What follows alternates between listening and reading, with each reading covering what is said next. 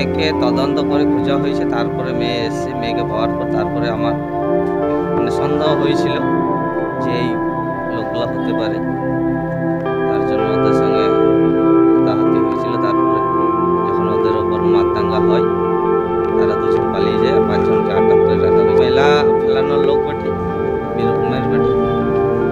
এখন মেলা কমিটি তো কোনো ইয়ে দেয়নি। মেলাটা ডাক হিসাবে এসেছিল মেলা ফেলাবার জন্য।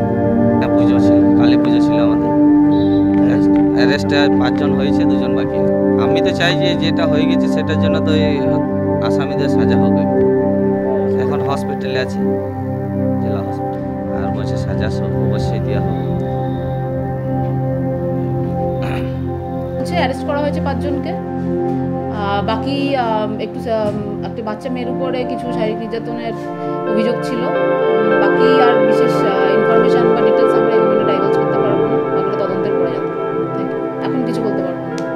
তদন্ত চলছে, একদম প্রিলিমিনারি স্টেজে আছে, জাস্ট কমপ্লেন রিসিভ করা হয়েছে, এফআইআর হয়েছে। অভিযোগটাই আমি বলতে পারবো না।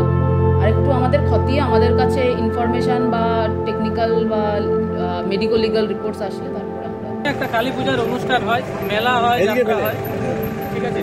তো সেখানে একটা অভিযোগ এসছে বা আমাদের কানেও এসছে যে আমাদের ওখানকার এক বোন কিছু ওইখানকার মেলা কর্মী, যেটা অভিযোগ করা হচ্ছে, মেলা কর্মীদের যারা ছিল, মেলা কর্মী ছিল, তাদের দ্বারা মানে অত্যাচারিত হয়েছে, তার উপর জোর জবরদস্তি করা হয়েছে। তো আমরা সেই জন্যই সকাল থেকে সকলে মিলে এখানে এসেছি, প্রশাসনের দ্বারস্থ হয়েছি হিসাবে, কিন্তু মূল অভিযুক্ত এখনো ধরা হয়নি। আমরা ওইটাই প্রশাসনের কাছে দাবি করছি যে মূল অভিযুক্তকে ধরা।